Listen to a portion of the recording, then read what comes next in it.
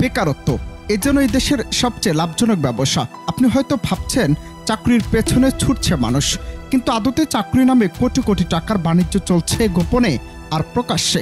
সরকার 5টা চাকরির জন্য সার্কুলার দেয় আর আবেদন করে 2 লাখ। প্রতিটি ফর্মের ফি 300 টাকা। ক্যালকুলেটর নিয়ে বসলে চক কপালে ওঠে, কিন্তু ভেতরের গল্প নিয়োগ আগে থেকেই ফিক্সড। সার্কুলার শুধু ফর্মালিটি। প্রতি বছর হাজার কোটি টাকা চলে যাচ্ছে শুধুমাত্র এই ফাঁদে পা দেয়া বেকারদের পকেট থেকে। বেসরকারি চাকরি তো একই গল্প। আপনি হয়তো যোগ্য, তবুও দরকার অমুক বড় ভাই, তমুক রেফারেন্স। সিবি জমা দিলে হলো না, সাথে চাই চা নাস্তার খরচ। HR টিম হয়তো নিজেরা ঠিক করে রেখেছে কার চাকরি হবে আর কারটা হবে না। বিডি জবসের মতো ওয়েবসাইটে গেলে দেখা যায় সাবস্ক্রিপশন ছাড়া সিবি কেউ দেখছেই না। কেউ কেউ অভিযোগ করে ফেক চাকরির বিজ্ঞাপন দিয়ে মানুষকে আকর্ষণ করে টাকা কামানো হচ্ছে। আর যদি আপনি নারী হয়ে থাকেন তবে পদ্ধতি আরো বিষাক্ত।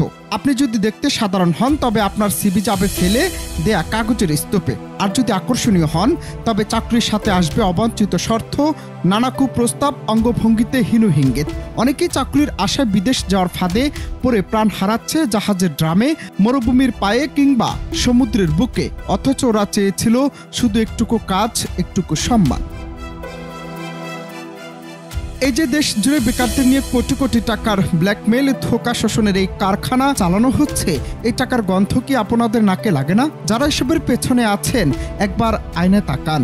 এই পাপের টাকা দিয়ে হয়তো গাড়ি বাড়ি বিলাসিতা কেনা যায়, কিন্তু কি সত্যিই শান্তি কেনা যায়? চাকরি না পাওয়ার কষ্ট নয়, মানুষ হিসেবে অপমানই আজ সবচেয়ে বড় দুঃখ। প্রশ্ন একটাই, বেকাররা কি মানুষ নয়? অনন্ত হাসান মাসুদ, বাংলা টিভি।